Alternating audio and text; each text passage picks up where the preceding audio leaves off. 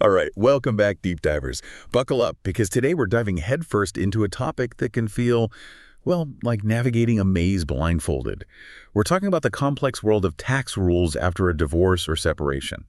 Now, before you groan and imagine flipping through pages of dense IRS code, know this.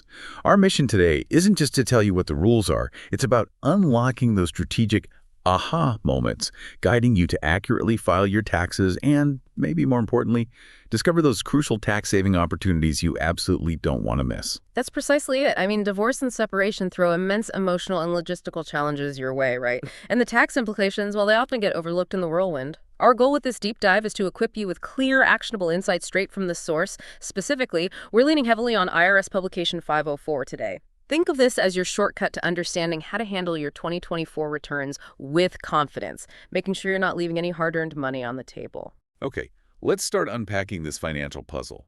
The very first strategic decision you'll make on your tax journey post-separation or divorce is choosing your filing status. And this isn't just, a simple checkbox. It fundamentally dictates your tax bracket, your standard deduction, and your eligibility for a whole raft of credits and deductions. It's truly the cornerstone of your tax strategy for this new chapter. Absolutely. The golden rule here, the main thing to remember, is that your marital status on the last day of your tax year, that's December 31st, is typically what determines your filing status for the entire year. From there, you'll fit into one of these main categories: single, married filing jointly, married filing separately, head of household, or qualifying surviving spouse. For our deep dive today, Publication 504 really zeroes in on the choices that are especially relevant for individuals who are divorced or separated. So we'll highlight those critical distinctions and how they impact your wallet. So when exactly does the IRS officially consider you unmarried for tax purposes after a separation or divorce? This seems like the crucial first step to figuring out your path. It truly is the linchpin. The IRS looks at two main criteria. First, if you've secured a final decree of divorce or separate maintenance by December 31st, you are considered unmarried for the entire year. Now, this decree has to be valid under your specific state's laws. And here's a surprising caveat. If you and your spouse get a divorce in 1 year solely to file as unmarried, but you secretly plan to remarry each other in the very next tax year, well, the IRS isn't fooled. They require you to file as married. This rule is specifically designed to close a potential tax loophole. Okay, interesting. What's the second criterion? The second one is if you've obtained a decree of annulment. This is when a court rules that no valid marriage ever existed in the first place. In this scenario, you actually have to go back and file amended returns, that's Form 1040X, for all affected tax years that are still open under the statute of limitations. This usually means going back, say, up to 3 years from when you filed your original return, or maybe 2 years from when you paid the tax. And you change your status to single or, if you qualify, head of household. And what about that common gray area where you're separated and living apart but not yet legally divorced? Does that automatically make you unmarried for tax purposes? That's a huge point of confusion for many people. If you're separated but don't have a final divorce or separate maintenance decree by December 31st, you're generally still considered married for the entire year by the IRS. A provisional decree, like an interlocutory decree, for example, that doesn't count as final. Also, it's worth noting that state-recognized things like registered domestic partnerships or civil unions, if they aren't legally called marriage under state law, aren't treated as married for federal tax purposes. However, and this is a very important strategic carve-out we'll dive into soon, under specific circumstances, even if you're still legally married but living apart from your spouse, you might qualify to file as head of household. And that can unlock significant tax savings. It's a common path for separated individuals to find some financial relief. Okay, let's explore married filing jointly then. For those who are still legally married by the end of the year, this is often the default option. What exactly does it mean for your tax return, and what are the benefits versus the potential hidden risks? Right. When you file jointly, you and your spouse essentially combine everything. All your income, all your deductions, all your credits go onto one single tax return. Even if one spouse had little or no income, a joint return is still an option. Now, here's a crucial strategic insight. Straight from Publication 504, that can be a real game changer for your overall tax bill. If both you and your spouse have income, you should always calculate your tax liability both ways, as married filing jointly and as married filing separately. You need to see which approach results in the lower combined tax. Always run the numbers. Exactly. This isn't just good advice. It's often the single biggest immediate tax saver for couples with dual incomes, especially if you have different income levels. It's frequently overlooked because people just assume joint is always best. As for filing with a non-resident alien spouse, well, a joint return is only possible if at least one spouse is a U.S. citizen or resident alien by year end, and the non-resident spouse has to agree to be treated as a U.S. resident, which means your combined worldwide income becomes subject to U.S. taxation. That lower combined tax comparison is such a practical tip, but there's a significant cautionary tale with joint returns, especially for divorced individuals. This concept of joint and individual liability. Can you tell us why that's such a critical point? Yes, this is where many people get a shocking surprise later on. When you file a joint return, both spouses are jointly and individually responsible for the entire tax liability. That includes any interest and penalties that might pile up. So this means if your former spouse, for example, failed to report income or claimed excessive deductions on a joint return you filed together, the IRS can come after you for the entire amount due, even if you had no idea about the error or omission. Wow, even if you didn't know. Even if you didn't know. And here's the kicker for divorce taxpayers. This responsibility extends to any joint returns you filed for tax years before your divorce. It doesn't matter what your divorce decree says about who is responsible for the taxes. Your private divorce agreement, unfortunately, doesn't always bind the IRS in these matters. This can be incredibly frustrating and, frankly, financially devastating if you're not aware of it. Okay, so for those who find themselves saddled with a prior joint return liability that feels fundamentally unfair, is there a financial lifeline? Are there avenues for relief or, potential tax savings from these past liabilities? Absolutely. The IRS does recognize the inequity in these situations and offers vital relief options. Think of these as your safety net. There are three main types of relief from joint liability. First, innocent spouse relief. This is designed for cases where one spouse incorrectly reported income or deductions or maybe omitted income on the joint return without the other spouse's knowledge or reason to know. Second, separation of liability. This is specifically for individuals whose spouse has passed away or who are divorced, legally separated, or haven't lived together for at least 12 months. This relief essentially allocates or divides up the tax liability between the spouses based on who was responsible for the incorrect items on the return. And finally, there's equitable relief. This is a broader category that applies when it would simply be unfair, just not right, to hold a spouse responsible for the tax. You use Form 8857 to request any of these types of relief, and Publication 971 provides extensive details. This is a crucial path to potentially significant financial relief, shielding you from past tax burdens that aren't rightfully yours. That's a huge weight off some listeners' shoulders, I'm sure, just knowing those options exist. But what if it's not about a past liability from an old return, but your current refund is being used to pay your spouse's old debts? Can you actually get your share of that refund back? Yes. That's a distinct yet equally important scenario. It's often called an injured spouse claim.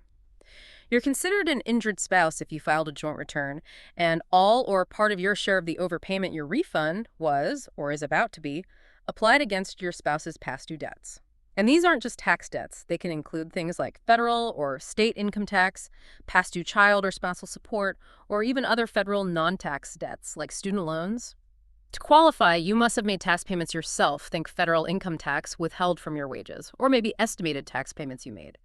Or you might have claimed a refundable tax credit like the earned income credit, or additional child tax credit on that joint return. Crucially, you must not be legally obligated to pay the past due amount that triggered the offset. If you meet these conditions, you file Form 8379. That's the form to get your portion of the overpayment refunded directly to you. So you can reclaim those funds.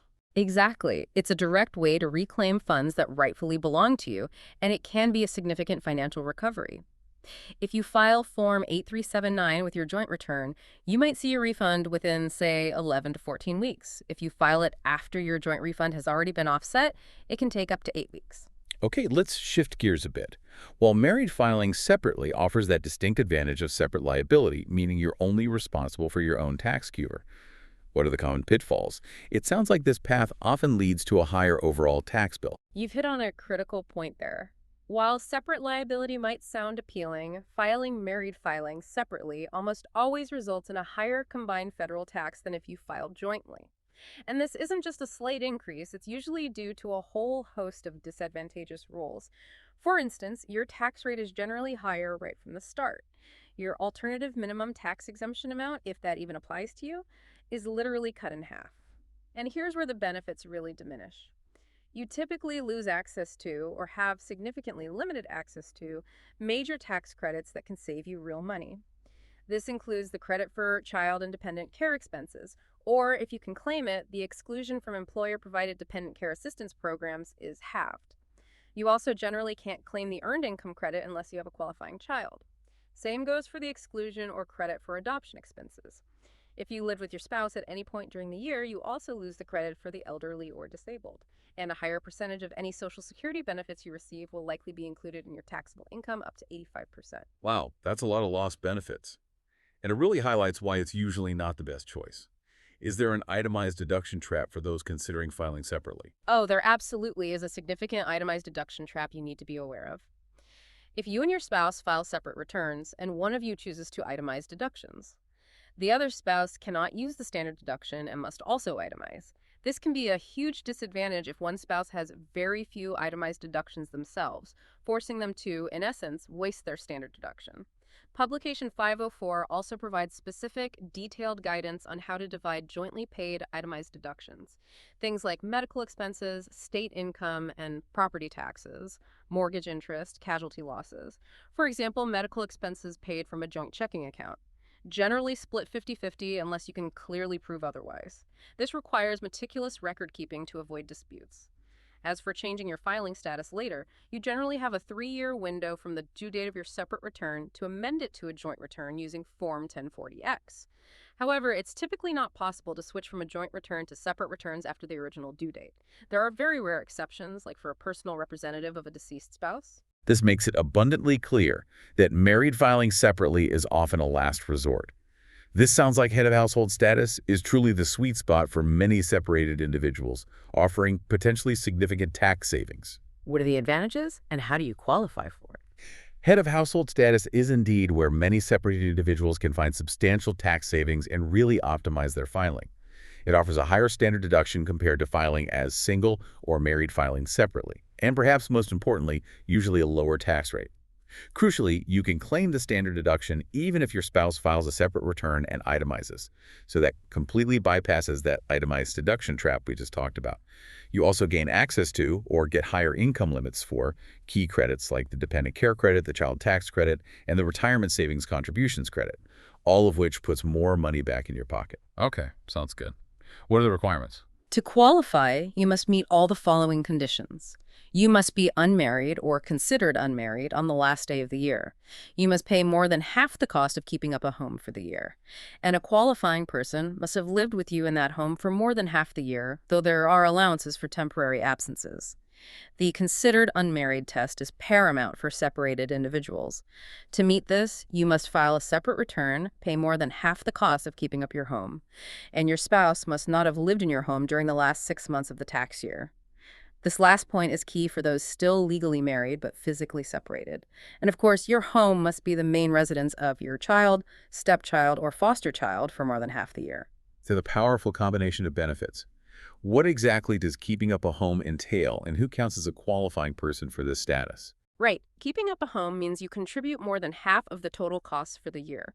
This includes essential expenses like rent, mortgage interest, real estate taxes, home insurance, repairs, utilities, and even the cost of food eaten in the home.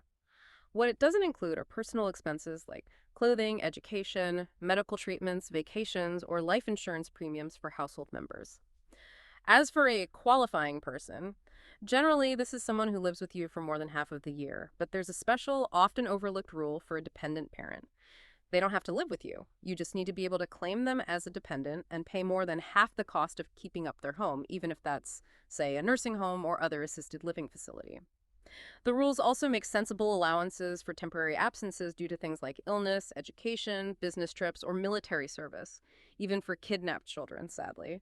This ensures that these life events don't unfairly disqualify you from this beneficial filing status. Head of household truly offers a significant financial advantage if you meet the specific criteria, so it's definitely worth exploring if you're separated or divorced with a qualifying child or dependent. Okay, moving on to dependents. Claiming dependents is a direct pathway to unlocking valuable tax credits, which of course means more money in your pocket. What's the fundamental difference between a qualifying child and a qualifying relative, as the IRS sees it? This is often where the confusion begins, I think. Indeed. The IRS has very distinct sets of criteria for each, and they're clearly outlined in Publication 504. A qualifying child has to meet several tests. Relationship. They need to be your son, daughter, stepchild, foster child, brother, sister, or a descendant of any of them. Age, generally under 19 or under 24 if a full-time student, or any age if permanently and totally disabled. Residency, they must have lived with you for more than half the year. Support, they can't have provided more than half of their own support. And joint return. Generally, they shouldn't be filing a joint return themselves, though there are limited exceptions. A qualifying relative, on the other hand, cannot be a qualifying child of anyone else. They must either be related to you in a specific way or have lived with you all year as a member of your household. Their gross income for the year must be less than a certain threshold. For 2024, it's $5,050, and you must provide more than half of their total support for the year. Getting this distinction right can qualify you for critical credits like the child tax credit for children under 17 or the credit for other dependents, which directly reduce your tax liability. Right. Now, this is often the biggest point of contention and confusion during a separation or divorce. Who gets to claim the child for tax purposes? What are the special rules here? Oh, this is absolutely a battleground, both emotionally and financially. Generally, because of that residency test for a qualifying child, the child is automatically considered the qualifying child of the custodial parent. And the IRS has a very precise definition of custodial parent. It's simply the parent with whom the child lived for the greater number of nights during the year. For instance, if your child lived 210 nights with you and 156 nights with your former spouse, you are the custodial parent. Pretty straightforward. If the child lived with each parent for an equal number of nights, say 180 nights each, then the tiebreaker is the parent with the higher adjusted gross income, AGI. So if you both shared custody 50-50, but your AGI was $40,000 and your ex-spouse's was $25,000, you would be the custodial parent for tax purposes. The AGI tiebreaker. Good to know. Yes. And the rules also clarify how to handle nights at summer camp or temporary stays with friends. The child is treated as living with the parent with whom they normally would have lived. There's even an exception for parents who work at night. If the child lives more days than nights with that parent is treated as custodial. It's also important to note, if a child becomes emancipated under state law, they are generally not considered in the custody of either parent for more than half the year, and these special rules might not apply. So if you're the non-custodial parent, is there any pathway to still claim the child as a dependent and potentially access those valuable tax credits? Yes, there is a specific and widely used pathway, but it really requires cooperation. The non-custodial parent can claim the child as a dependent and potentially for the child tax credit and even the exclusion for dependent care benefits, but only if the custodial parent signs a written declaration. This is typically done using IRS Form 8332, which is the revocation of release of claim to exemption for child by custodial parent. This form allows the custodial parent to formally release their claim to the child's dependency exemption. Okay, so Form 8332 is key. It is. However, and this is a critical point for maximizing your tax savings, even if the non-custodial parent claims the child as a dependent via Form 8332. Yeah. The custodial parent is generally still the only one who can claim the child for head of household filing status and the credit for child and dependent care expenses. Those particular benefits are primarily tied to actual physical custody and that night count rule we talked about. It's also worth noting that these rules apply equally to parents who were never married but lived apart for the last 6 months of the year. And importantly, alimony payments are not considered support for a dependent. Correctly determining who claims the child is vital for accessing benefits like the child tax credit, head of household status, dependent care credits, and the earned income credit, all of which directly translate to significant tax savings. Here's where it gets really interesting because despite these clear rules, sometimes more than one person could theoretically claim the same child. What happens then? I understand the IRS has clear tiebreaker rules to prevent disputes and avoid huge headaches down the line. That's right. The IRS is very strict. Only one person can treat a child as a qualifying child for these benefits. You absolutely cannot split them. To prevent disputes and ensure fairness, the IRS follows a specific hierarchy, essentially a tiebreaker order. Let's walk through it. First, if only one of the people is the child's parent, the child is considered the qualifying child of that parent. Simple enough. Second, if the parents file a joint return together and can claim the child is their qualifying child. Third, if the parents don't file a joint return together, but both parents claim the child, the IRS will default to the parent with whom the child lived for the longer period of time during the year, back to the night count. Fourth, now, if the parents don't file a joint return, both claim the child and the child live with each parent for the exact same amount of time. Like that 180-180 split. Exactly. Then the IRS will look at their finances. The child is then treated as the qualifying child of the parent who had the higher adjusted gross income, AGI, for the year. So, using our earlier example, if you both had the child for 180 nights, but your AGI was $40,000, while your ex-spouse's was $25,000, you would claim the child. Finally, if no parent can claim the child as a qualifying child, maybe because the child didn't live with either parent long enough, the child is treated as the qualifying child of the person who had the highest AGI for the year among those eligible. So what does this all mean for you, the listener? The IRS sets these explicit rules to ensure fairness and prevent multiple claims for the same child.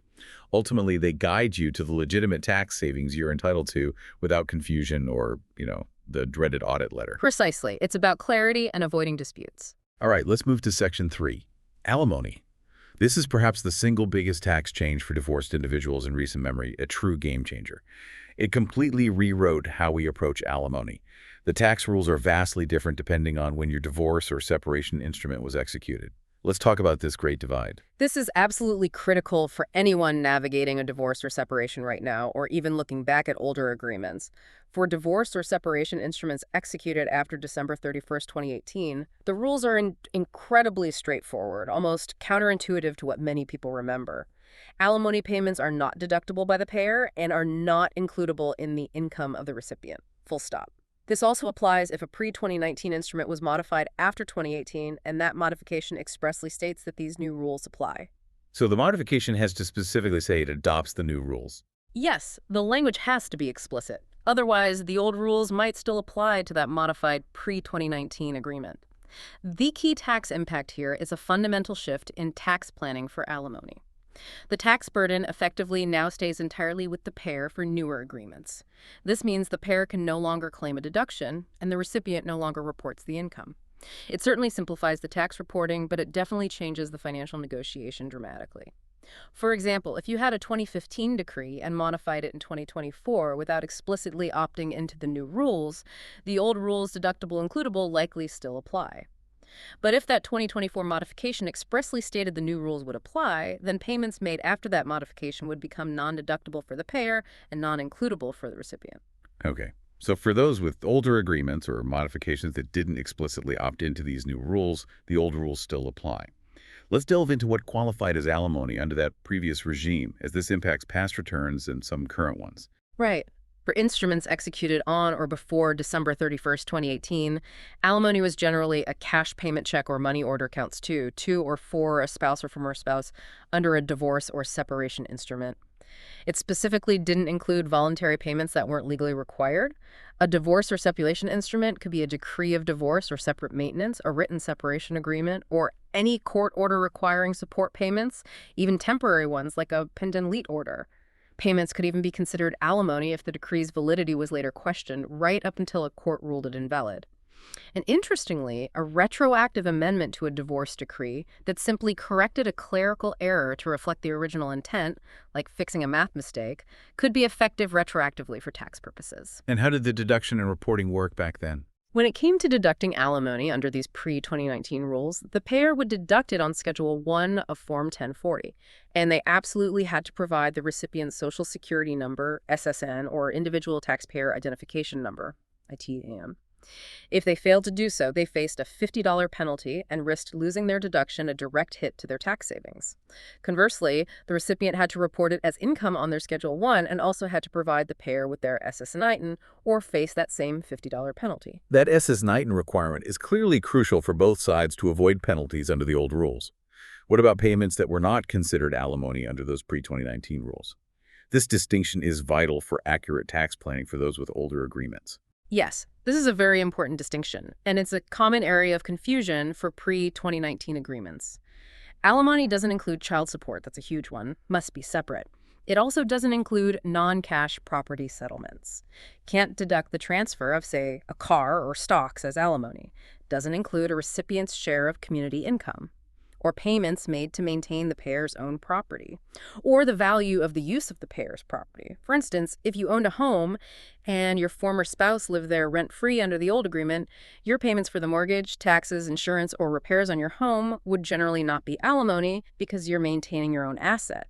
The value of their rent-free use wouldn't be alimony either. However, curiously, utility payments on that home, if they otherwise met the requirements, could have been considered alimony back then.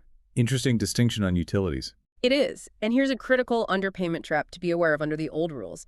If your divorce or separation instrument called for both alimony and child support, and you paid less than the total required amount for the year, the IRS applies your payments first to child support, and only then to alimony. So let's say your decree required $2,400 in child support and $1,800 in alimony annually, but you only paid $3,600 during the year. The IRS would allocate the first $2,400 to child support, meaning only $1,200 would be considered deductible alimony for you and includable for your ex. This is a vital rule to prevent over-deducting and potentially facing an audit or penalties later. That's definitely a classic gotcha moment that could easily trip people up with those older agreements. What if payments were made to a third party? Under the pre-2019 rules, could those still count as alimony? Yes, under specific circumstances they could, and this is another nuanced area for pre-2019 tax planning. Cash payments, checks, or money orders made to a third party on behalf of your spouse, meaning they're required by your divorce or separation instrument and otherwise meet the rules, could qualify as alimony. This includes things like payments for your spouse's medical expenses, their housing costs like rent or utilities, taxes they owe, or even their tuition fees. The IRS essentially treats these payments as if you first gave the money to your spouse and then your spouse turned around and paid the third party. For example, if your 2018 divorce decree required you to pay your former spouse's medical expenses and those payments otherwise qualified, you could deduct them as alimony and your former spouse would report them as income. Similarly, if you paid real estate taxes and mortgage payments on a home owned solely by your spouse, those could potentially be deductible alimony. Even premiums you pay for a life insurance policy on your own life could count as alimony if your spouse owns the policy. This level of detail truly highlights why thoroughly reviewing your specific situation and the terms of your decree is so critical for accurate filing and ultimately for maximizing your tax savings. Especially when it comes to jointly owned homes under those old rules, the guidance seems particularly intricate. They absolutely are. Publication 504's Table 4 specifically delves into expenses for a jointly owned home under pre-2019 instruments, and it's, well, a minefield of small but significant distinctions. For example, if your decree required you to pay all the mortgage payments on a jointly owned home, half of the total payments were considered deductible includable alimony. The other half of the interest portion could be deducted by the payer as qualified home mortgage interest, assuming they qualified. The recipient, in turn, could deduct their half of the interest. Now, if you paid all the real estate taxes on a property held as tenants in common, half of those payments were deductible includable alimony, with the recipient deducting the other half. But if the property was held as tenants by the entirety or in joint tenancy, none of the real estate tax payments were considered alimony. Instead, the payer got to deduct all of the real estate taxes as an itemized deduction. These distinctions are subtle but can profoundly impact your tax bill and highlight the importance of consulting your specific legal agreements from that time. Okay. Now, for something that could lead to a really nasty surprise for those with older agreements, alimony recapture. This sounds like a tricky area that could result in unexpected tax bills if not carefully planned for.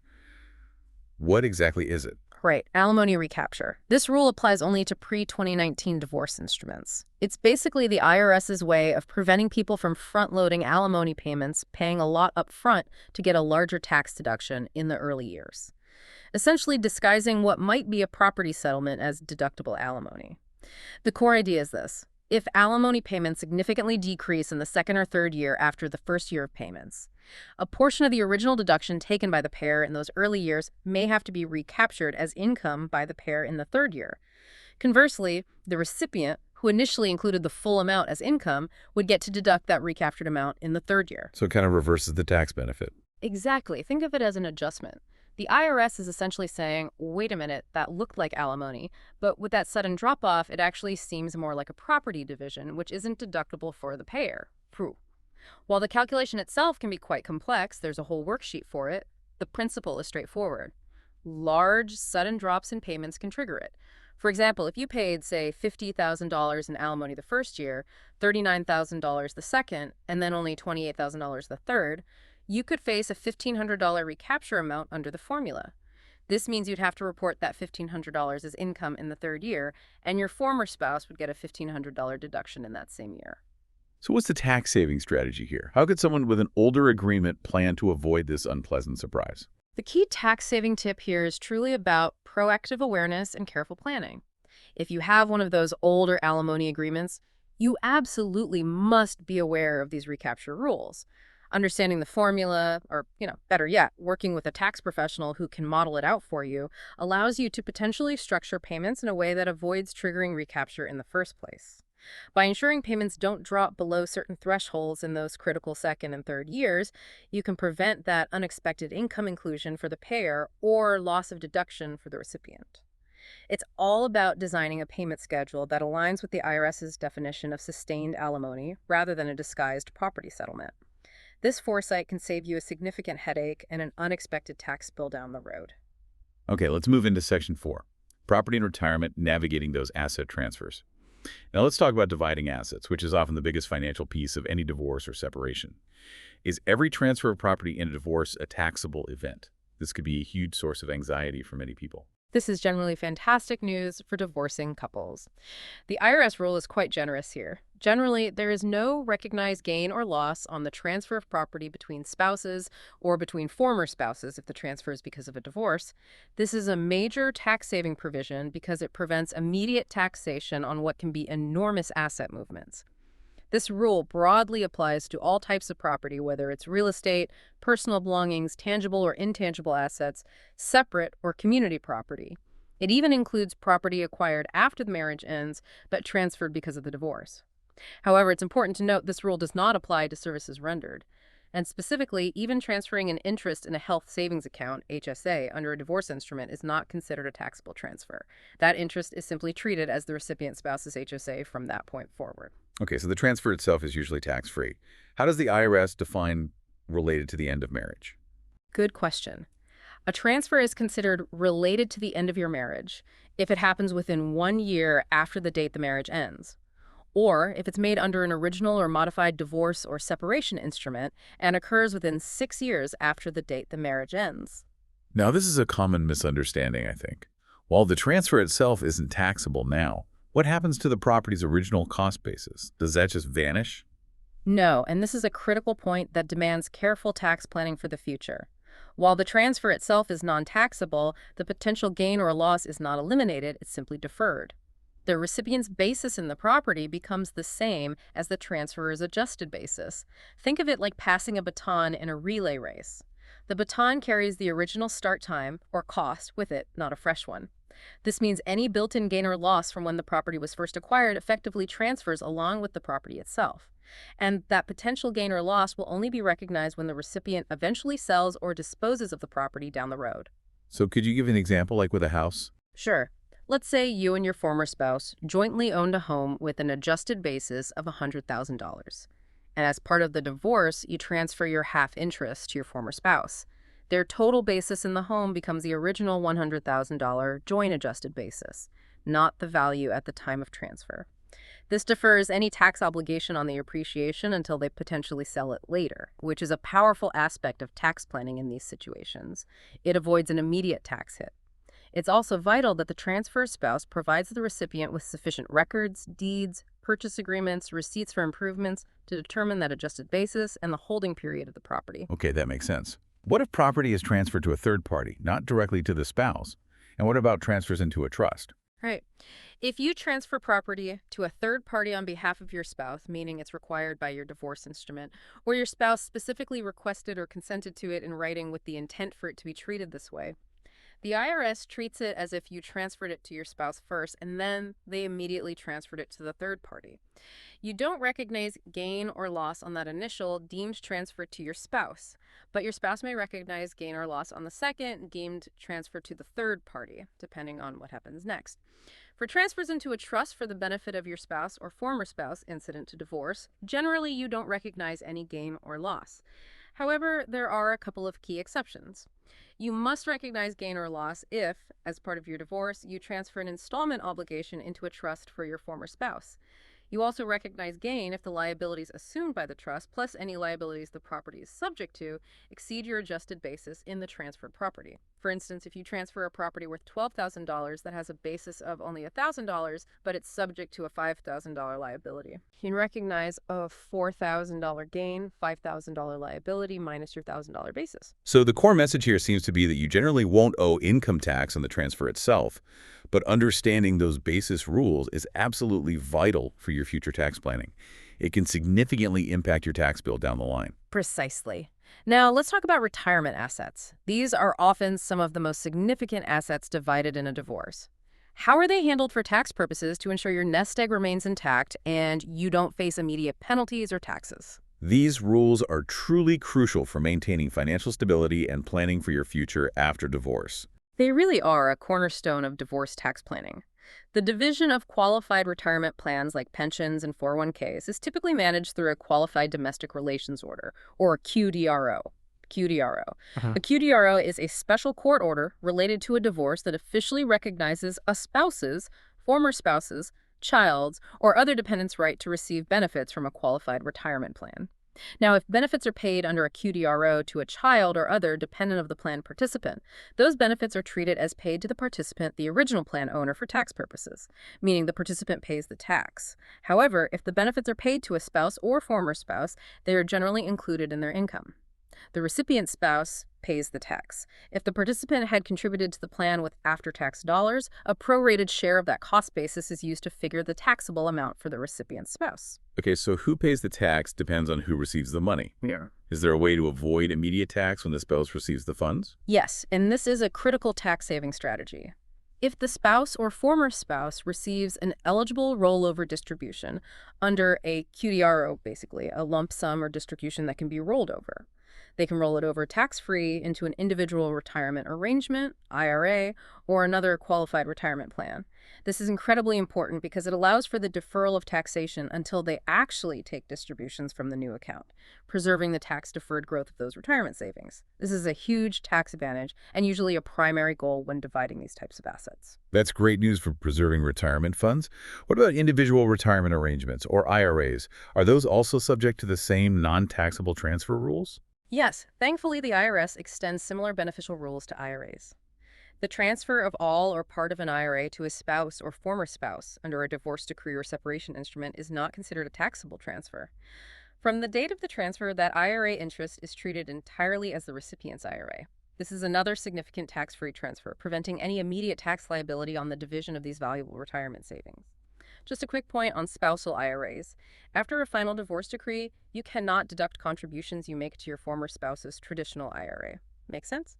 Also, a little quirk for pre-2019 divorce agreements, any taxable alimony received actually counted as compensation for the purpose of IRA contribution and deduction limits, which could be beneficial, allowing the recipient to contribute more to their own retirement based on that alimony income. These rules truly allow for the division of retirement assets without immediate tax consequences, which must be a huge relief for many navigating these complex financial transitions. Now, beyond income tax, what about gift tax on property settlements? When does it apply? And perhaps more importantly, how can you strategically avoid it? Yes, this is often overlooked in the flurry of divorce negotiations, but it's crucial. Generally, transfers between U.S. citizen spouses aren't subject to federal gift tax because of the unlimited marital deduction. We know that. However, transfers to a former spouse may be subject to gift tax unless specific, powerful exceptions apply. Okay, what are those exceptions? How do you avoid gift tax? Here are the crucial exceptions that are your key to avoiding gift tax liabilities.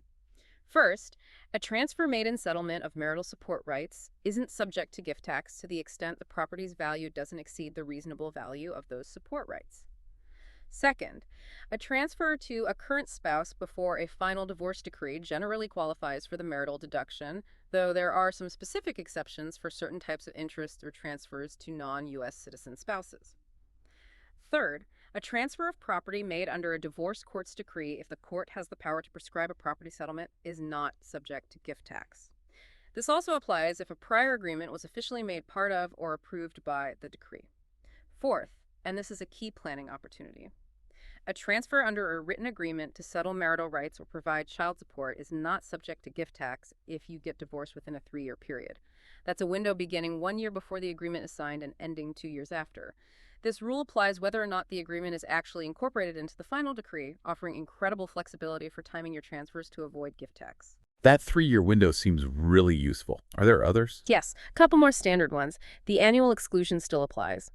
For 2024, the first $18,000 of gifts of present interest to each person during the year is not subject to gift tax.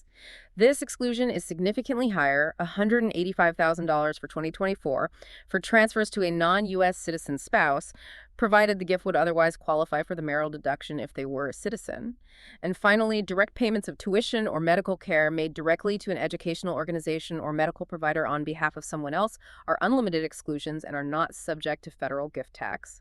Now, if a transfer is subject to gift tax or if it falls under that written agreement exception but the divorce isn't finalized by the due date of the gift tax return, usually April 15th, you may need to report it on Form 709, the gift tax return. If you use the written agreement exception but don't receive a final decree in time for that 3-year window when filing Form 709, you report it. But you can send a certified copy of the decree to the IRS later to confirm the exception and avoid the tax. Knowing these exceptions is paramount to avoiding unexpected gift tax liabilities in your property settlement, potentially saving you a significant amount during an already costly transition. Absolutely. Gift tax can be a nasty surprise if you're not careful. Okay, moving into Section 5.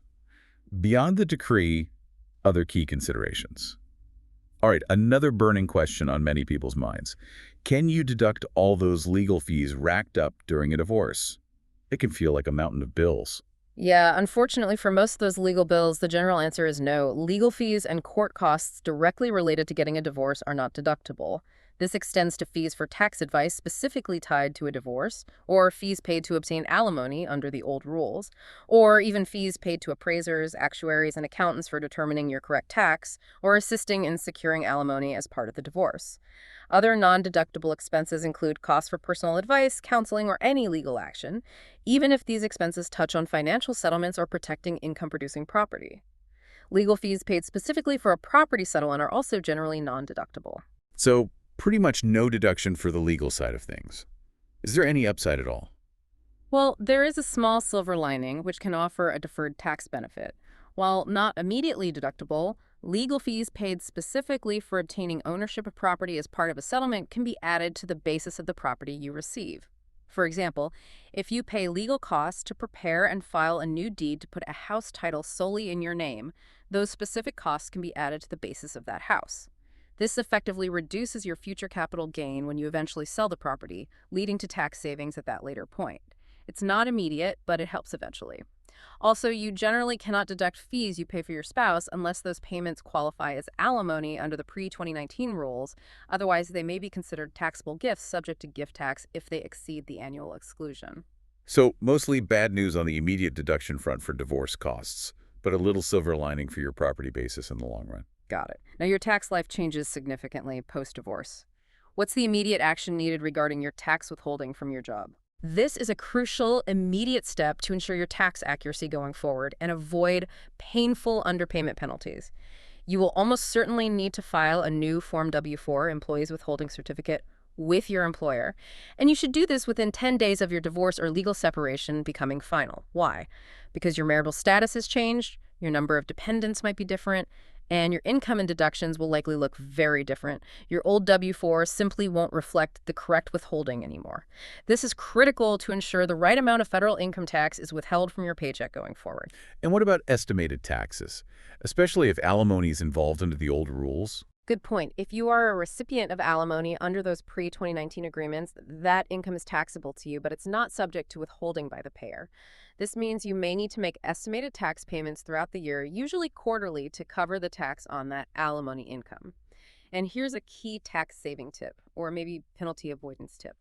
If you don't pay enough tax throughout the year, either through withholding from your job or by making estimated tax payments, you can face an underpayment penalty. This can happen even if you're due a refund when you finally file your return in April. Adjusting your W-4 promptly and making accurate estimated payments if needed are direct, proactive ways to avoid this additional cost. One more thing on estimated tax. If you and your spouse make joint estimated tax payments for the year but are now filing separately, you can divide those payments in any way you both agree on.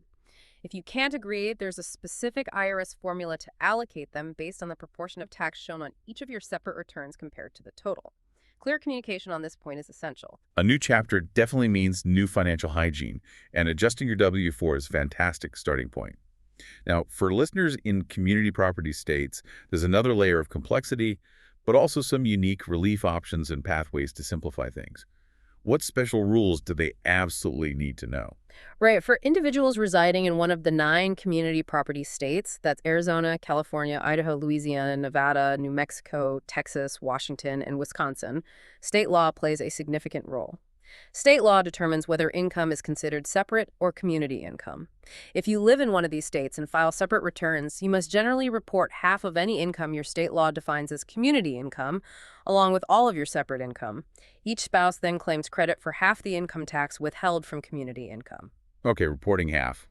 But what if you feel you shouldn't be liable for tax on your spouse's half of the community income? Are there relief provisions? Yes, and this is where important tax saving by avoiding liability comes in.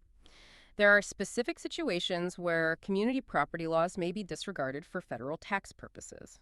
For instance, if one spouse received community income but didn't treat it as community income and didn't notify the other spouse by the tax return due date, the IRS might hold the receiving spouse responsible for all of that income. Even more importantly, there's relief from liability for tax attributable to an item of community income. You can potentially avoid responsibility for tax on certain community income items if, among other conditions, you didn't file a joint return, you didn't include the item on your separate return, the income item is a specific type, like wages or business income earned by the other spouse, you didn't know or had no reason to know of that specific income item, and considering all facts and circumstances, it would be unfair to hold you liable for the tax on it. There's also equitable relief for community income, which can apply in broader situations, including those involving, say, fraudulent schemes or even spousal abuse that impacted filing decisions. These are critical safety nets designed to prevent one spouse from being unfairly taxed on income earned entirely by the other spouse just because of community property laws. That's really important relief. And what if spouses in a community property state are living apart? Does that change how they handle community income reporting? Yes, significantly, and this can be a direct path to simpler tax reporting and avoiding being taxed on your separated spouse's income. If you and your spouse live apart for the entire calendar year, didn't file a joint return, had earned income, that is community income under state law, and didn't transfer significant portions of that earned income between yourselves, with minor exceptions for small amounts or child support, then special rules apply. You disregard community property laws for certain types of income. This means you each report only your own earned income, your own trade or business income, unless it's the spouse's. Partnership income usually follows the partner, separate property income, and Social Security benefits. For example, the IRS gives this example. George and Sharon live in Texas, separate all year. George earns $26,500. Sharon earns $34,500. Instead of each reporting half of their combined $61,000 community income under these living apart all year rules, George reports his $26,500 and Sharon reports her $34,500. Much simpler and often fairer. The marital community generally ends with an absolute divorce or annulment, or in some states, potentially a legal separation agreement, or permanent separation. After that point, income received is considered separate income anyway. Lastly, a quick note on alimony for pre-2019 agreements and community property states. Alimony was deductible taxable only to the extent it exceeded the recipient spouse's share of community income. For example, if you paid your spouse $12,000 from $20,000 of community income, where each spouse would normally report $10,000 of community income, only the additional $2,000 paid would potentially be considered alimony under the old rules. These state-specific rules definitely underscore the importance of understanding your unique tax situation, which can vary wildly depending on where you live. Yeah. It truly emphasizes why a cookie-cutter approach just won't work here. Exactly right. Local law matters immensely in these states. Okay, Section 6, Getting Help and Staying Informed. This entire deep dive, as you know, is built on insights from IRS publications, especially Publication 504. For our listeners who want to keep digging, what are the best ways to tap into these IRS resources themselves? They are essentially free tools and assistance for managing your taxes accurately and finding those all-important tax-saving strategies. You're absolutely right. IRS.gov is a goldmine of information and assistance, and it's all free. For preparing and filing your tax return, you have several really robust options. Direct File. This is a new thing. It's free, secure, lets you file federal individual tax returns online directly with the IRS. It's for taxpayers in participating states with relatively simple returns, but it's a fantastic, straightforward option if it fits you. Free File. If you meet specific income qualifications, you can use tax software provided by trusted IRS partners or use free file fillable forms to prepare and file your federal return for free. VITA, Volunteer Income Tax Assistance. This offers free tax help for low to moderate income individuals, persons with disabilities, and those with limited English proficiency. Great resource. TCE, Tax Counseling for the Elderly, provides free tax help specifically for those aged 60 and older, often specializing in pension and retirement issues. MilTax, a free tax service tailored for U.S. Armed Forces members and qualified veterans. And regardless of your income, the IRS also offers free fillable forms directly on their website, though these don't offer much guidance. Great list of filing options. And what about online tools that can help with specific aspects of your tax situation, especially after a divorce? I'm thinking particularly about making sure your withholding is correct for your new reality. Yeah, many incredibly useful online tools are available right on irs.gov tools. One that's particularly crucial for post-divorce adjustments is the Tax Withholding Estimator. This tool helps you estimate the correct amount of federal income tax you want your employer to withhold from your paycheck. Using this after divorce is key to avoiding underpayment penalties and ensuring you don't overpay throughout the year. There's also the Earned Income Tax Credit Assistant to check your eligibility for that valuable credit, and the Sales Tax Deduction Calculator if you end up itemizing deductions. For general information, irs.gov Help and the Interactive Tax Assistant ITA can answer a vast range of common tax questions based on your inputs. You can also download all forms, instructions, and publications directly from irs.gov forms. And while you can certainly hire a tax preparer, remember you are ultimately responsible for the accuracy of your return, so choose wisely. Make sure they have a Preparer Tax Identification Number, PTN. The IRS website has tips for choosing one. And accessibility, language help. Yes. The IRS provides services in multiple languages, including online information, an over-the-phone interpreter, OPI service if you call them. There's also an accessibility helpline for taxpayers with disabilities. You can even set your preference to receive written correspondence from the IRS in alternative media formats like Braille or large print using Form 9000. That's an impressive list of free resources. Yeah. What about accessing your own tax information online or checking on refunds and payments? The IRS online account for individual taxpayers, found at irs.gov account, is a really powerful tool. Here, you can securely view the amount you owe, details of any payment plans you might be on, 5 years of payment history, and even access your tax records and transcripts instantly. You can also view digital copies of many IRS notices, approve or reject tax professional requests online, and manage your communication preferences. To check your refund status, you can use irs.gov refunds, the convenient IRS 2Go mobile app, or the automated phone hotline. When it comes to making payments, the IRS offers numerous options. IRS Direct Pay directly from your bank account, debit credit card payments with a fee, electronic funds withdrawal when e-filing, the Electronic Federal Tax Payment System, EFTPS, which is great for businesses and individuals making estimated payments, checks money orders, or even cash payments through retail partners. If you find you can't pay what you owe right away, you can apply for an online payment agreement for monthly installments, or use the Offer and Compromise Pre-Qualifier tool to see if you might be eligible to settle your tax debt for less than the full amount owed. Finally, if you need to file an amended return, maybe because of an annulment like we discussed, you can find detailed information on irs.gov Form 1040X and track its status online too. That's an exhaustive list of ways to engage with the IRS and ensure you're compliant. But what if you've tried to resolve an issue with the IRS yourself and just hit a brick wall? Is there an independent service designed specifically to help taxpayers who are struggling? Absolutely. That's precisely where the Taxpayer Advocate Service, or the TAS, steps in. TAS is an independent organization within the IRS that acts as your dedicated advocate. They are on your side. Their core mission is to help taxpayers resolve problems with the IRS, make recommendations to prevent future issues for others, and protect taxpayer rights, as outlined in the Taxpayer Bill of Rights. You should contact TAS if your IRS problem is causing significant financial difficulty, if you've genuinely tried and failed to resolve it directly with the IRS through normal channels, or if you believe an IRS system, process, or procedure just isn't working as it should for you. Their services are completely free, and they have advocates in offices in every state. You can find your local advocate at taxpayeradvocate.irs.gov, Contact us or by calling their toll-free number, 877-777-4778. It's a vital resource for ensuring the fair administration of tax law, especially when you feel like you're not getting anywhere or being heard. It's really good to know there's an advocate truly on your side if you need one. As we wrap up this incredibly detailed deep dive, what are some final, actionable reminders for our listeners as they navigate tax season post-divorce or separation? Okay, key takeaways. Be proactive. The moment your marital status legally changes, update your Form W-4 with your employer within 10 days is the rule. Understand your filing status options thoroughly, particularly the significant financial benefits of head of household if you might qualify. Don't leave that on the table. Be fully aware of how alimony is treated under your specific divorce instrument. Know if it falls under the pre-2019 deductible includable or post-2018 not deductible, not includable rules.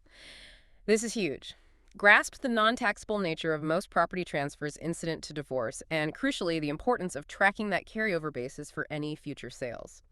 Know the special rules for dependents, especially that night count rule for determining the custodial parent and the power of Form 8332 for non-custodial parents if you agree to switch the dependency claim. And if you're in a community property state, familiarize yourself with those specific state rules, including the valuable relief options and the spouses living apart all year rules, which can simplify your filing and potentially save you a lot of tax. And always remember to keep meticulous records of everything, agreements, payments, basis information, and when in doubt, don't hesitate to seek professional help from a qualified tax advisor. That was truly a comprehensive deep dive into the tax landscape for divorced and separated individuals. We covered everything from choosing your optimal filing status to the intricacies of alimony and property settlements, all with a sharp eye on accurately completing your tax forms and, most importantly, maximizing your financial position. And we really underscored those significant shifts in tax law, particularly regarding alimony, and hopefully provided a comprehensive roadmap for understanding your rights and the vast array of IRS resources available to you. Remember, knowledge truly is power, especially when it comes to your taxes and securing your financial future during and after such a significant life change. Indeed. So, as you navigate your own tax situation, consider this. How might understanding these specific nuances today empower you to make smarter financial decisions and maybe find greater peace of mind tomorrow? What one change will you make to your tax planning based on what you've learned here today? Thank you for joining us for this essential conversation. Until next time, stay well informed and keep digging deeper.